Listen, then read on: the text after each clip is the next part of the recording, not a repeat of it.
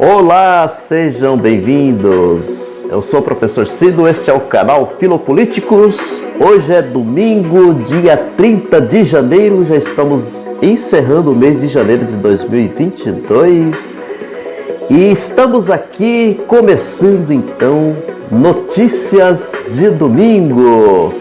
Já quero dar assim as boas-vindas a todos e todas vocês aqui no canal, a todos vocês que apreciam os vídeos que eu posto aqui quase praticamente todos os dias, e sempre no domingo a gente não deixa de trazer aqui notícias de domingo, aquelas notícias que foram importantes durante a semana. Eu quero convidar você que está vindo aqui pela primeira vez, que se inscreva aqui no canal, dê aí o seu like, dê o seu joinha, que aí você vai estar colaborando aqui com o canal e vai ajudar a fazer com que esse canal ele possa ganhar um alcance maior. Eu quero começar então aqui trazendo já a primeira notícia. Eu tenho apenas 3 notícias que eu quero apresentar aqui, que eu julguei assim como importantes para trazer aqui, né, para a gente discutir hoje, né? Uma diz respeito ao não comparecimento do Bolsonaro, né, que ele precisava comparecer para o depoimento na Polícia Federal, e isso que foi uma exigência, né, do Alexandre de Moraes, do Supremo Tribunal Federal. O Bolsonaro não compareceu, então vamos ver sobre essa notícia. A outra são 2 notícias sobre o ex-juiz Sérgio Moro. Uma notícia que tem a ver com o enriquecimento dele, né, nessa empresa norte-americana. Então nós vamos ver também aqui, tá? Vai ser tratado sobre isso. Uma última notícia, que são apenas 3 notícias, senão nós vamos alongar muito aqui o vídeo. Trata também do Sérgio Moro, como o Sérgio Moro ele foi assim declarado como juiz ladrão, né, por um jornal francês, tá? Então acompanhe aí as notícias. Então, pessoal, quero passar aqui para vocês essa primeira notícia, né? Bolsonaro falta a depoimento, recorre e tem pedido negado. A Advocacia Geral da União argumenta que o presidente não era obrigado a comparecer à sede da Polícia Federal na sexta. E ministro Alexandre de Moraes rejeita recurso. Em inquérito, a Polícia Federal diz ver indícios de crime cometido pelo mandatário. O presidente Jair Bolsonaro não compareceu nesta sexta passada, agora 28, à sede da Polícia Federal em Brasília para depor, contrariando determinação do ministro Alexandre de Moraes do Supremo Tribunal Federal. O depoimento estava marcado para as 14 horas, mas não foi registrado na agenda pública do presidente, o que despertou suspeitas de que ele não pretendia comparecer. Na hora marcada, a presidência enviou o advogado-geral da União, Bruno Bianco, que apresentou uma justificativa para a ausência de Bolsonaro por escrito.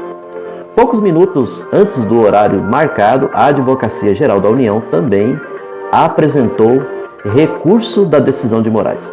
No documento, a defesa afirma que Bolsonaro não é obrigado a depor. A avaliação se baseia em decisão anterior do Supremo sobre condução coercitiva, em 2018, julgando ações envolvendo o ex-presidente Luiz Inácio Lula da Silva. Na época, investigado pela Operação Lava Jato, o tribunal decidiu que o instrumento é inconstitucional. Ao mesmo tempo, a defesa de Bolsonaro tentou levar a discussão sobre o depoimento do presidente para o plenário do Supremo, uma vez que a decisão de obrigá-lo a depor foi assinada apenas pelo juiz Alexandre de Moraes. No Supremo, o Supremo retoma os trabalhos na próxima semana, após o fim do recesso do Judiciário.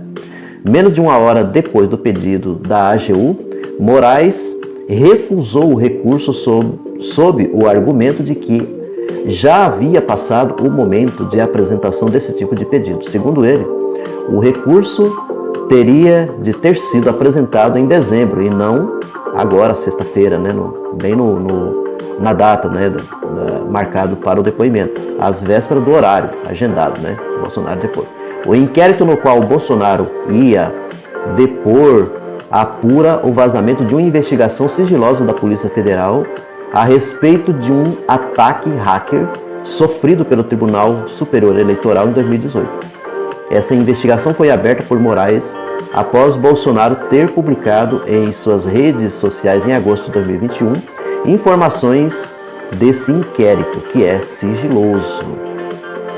Em despacho encaminhado ao Supremo, a Polícia Federal diz ter visto o crime de Bolsonaro ao vazar as informações. A delegada do caso, Denise Ribeiro, porém, decidiu não indicar o presidente por respeitar posicionamentos recentes do Supremo Tribunal Federal que decidiram que pessoas com foro especial só podem ser indiciadas se houver autorização prévia do tribunal. Então tá aqui, vamos ver agora o que vai acontecer, né? Porque se o tratamento vai ser o mesmo da forma como aconteceu com Lula, condução coercitiva de forma ilegal, isso tudo aconteceu com o Lula, né? Vamos ver como é que vai ficar esse caso aqui agora do Bolsonaro, porque ele precisa comparecer para depor, né? E não compareceu. A outra notícia que eu quero trazer aqui para vocês é a respeito do Sérgio Moro, né? O ex-juiz, né? O parcial de Curitiba, que ficou milionário, né? Olha só, Sérgio Moro ficou rico com a Lava Jato. Não há o que discutir. Enquanto isso, 4,4 milhões de vagas de emprego foram perdidas com a operação, que destruiu o setor da construção civil.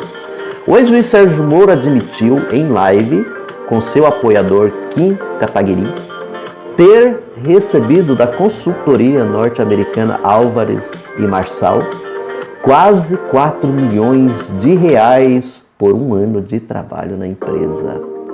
A Álvares e Marçal, por sua vez, recebeu pelo menos 65 milhões de reais das empresas de construção civil atingidas pela Lava Jato, como a Odebrecht, para recuperá-las judicialmente, ou seja, recebeu 65 milhões para recuperá-las da própria Operação Lava Jato. Este montante representa 78% de todo o faturamento da consultoria. Ou seja, Moro ficou rico graças às mesmas empresas que destruiu. Não há o que discutir. Aqui tem um vídeo da entrevista, né? Depois a gente pode estar deixando aí eu vou deixar o link, né, de todas essas as notícias que eu estou lendo aqui para vocês. A relação do ex-juiz que condenou Lula sem provas com a consultoria gringa está sob investigação do Tribunal de Contas da União por possível conflitos de interesse, justamente porque a Álvares e Marçal atua para empresas prejudicadas pela Lava Jato. Advogados também apontam que Moro deveria ter cumprido uma quarentena de 3 anos após deixar o cargo de juiz. Em seguida, o governo Bolsonaro para lucrar na iniciativa privada. Tá, eu li aqui um pouco meio ruim, né? Mas assim, ele deveria ter cumprido, né, uma quarentena de 3 anos, né? Não deveria ter arrumado nenhum outro emprego, iniciativa privada e assim por diante. Então aqui nós temos uma fala desses advogados. A Constituição Federal, abre aspas, a Constituição Federal determina que a quarentena imposta aos juízes corresponde à vedação de exercer a advocacia no juízo ou tribunal do qual se afastou, antes de decorridos 3 anos do afastamento do cargo. No caso de Moro, este se afastou da magistratura em novembro de 2018, portanto, até novembro de 2021, estava de quarentena. Dizem os advogados Fernando Augusto Fernandes e Guilherme Lobo Marchione, em artigo publicado no site Consultor Jurídico. Abre aspas. As atitudes do ex-juiz e ex-ministro Sérgio Moro são escandalosas, antiéticas e fatalmente estão sob sérias suspeitas de corrupção, fecha aspas. Mesmo que a relação de Moro com os recuperadores judiciais das empresas que destruiu seja legal, a conclusão continua a mesma. Se não tivesse comandado uma operação eivada de ilegalidades, o ex-juiz de primeira instância conseguiria ganhar um salário de R$243 mil por mês na iniciativa privada. Veja bem. Mesmo que a relação financeira com os recuperadores judiciais das empresas que destruiu seja legal, a conclusão continua a mesma. Essa parte aqui eu já li. Enquanto isso, segundo o Diese, 4,4 milhões de vagas de emprego foram perdidas com a operação que destruiu a indústria da construção civil no país. Só neste setor foram 1,1 milhão de empregos perdidos. Apenas a Odebrecht, que ajudou a pagar o salário milionário de Moro na Álvares e Marçal, perdeu 230 mil funcionários com a Lava Jato. Era uma das maiores empresas de construção civil do mundo. Em qualquer país sério como os Estados Unidos, que o ex-juiz tanto admira, os executivos seriam afastados e punidos. E a empresa preservada. Tá aí. Para encerrar aqui, vou agora trazer essa outra notícia que provém lá da França. Juge Volé, juiz ladrão, ganha versão em francês após recibos de Moro. Ex-juiz Sérgio Moro virou piada nas redes sociais por conta dos recibos milionários divulgados na sexta. O ex-juiz e ex-ministro Sérgio Moro do Podemos protagonizou mais uma situação curiosa nas redes sociais no sábado, ontem, 29. Durante live realizada ao lado do deputado Kim Kataguiri, Moro divulgou um recibo com rendimentos milionários que recebia da consultoria estadunidense Álvares e Marçal. Nesse documento havia um e-mail que acabou virando alvo de piada nas redes sociais. O correio eletrônico usado pelo ex-ministro era SFM, como se fosse SF Moro Juge, @gmail.com. O termo Juge foi ironizado nas redes. Muitos viram ali um erro ortográfico. Em inglês, juiz se escreve Juge, com um D. Tendo em vista que Moro trabalhava para uma empresa estadunidense, o erro parecia óbvio. Após a repercussão negativa nas redes, o ex-magistrado alegou que o termo, na verdade, está grafado em francês. Aí tá assim, para quem não entendeu, juge é juiz em francês, volé é ladrão. Importante diferenciar uma coisa da outra, escreveu o Moro no Twitter.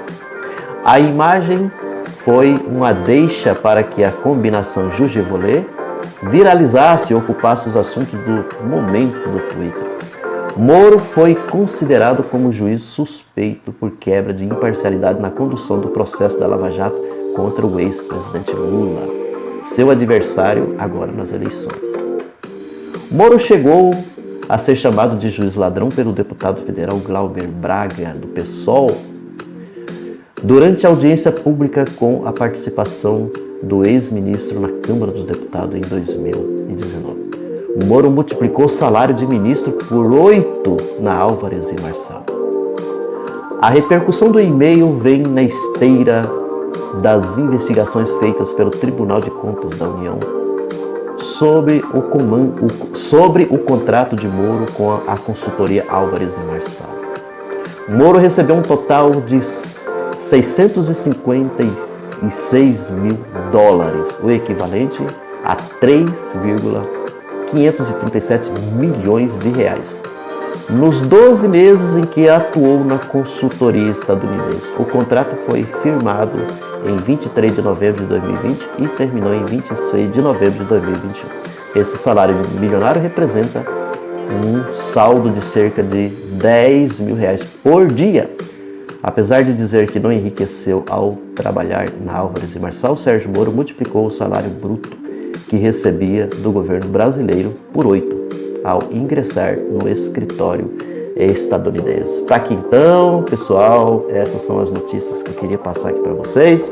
E em meio a esse enriquecimento aí, esse trabalho do Sérgio Moro, tá o que os advogados falaram, né, que vocês viram muito bem aí, né, o pronunciamento desses advogados de que ele deveria cumprir uma quarentena. E a quarentena que ele cumpriu foi se enriquecendo. Obrigado, um ótimo domingo a todos e a todas.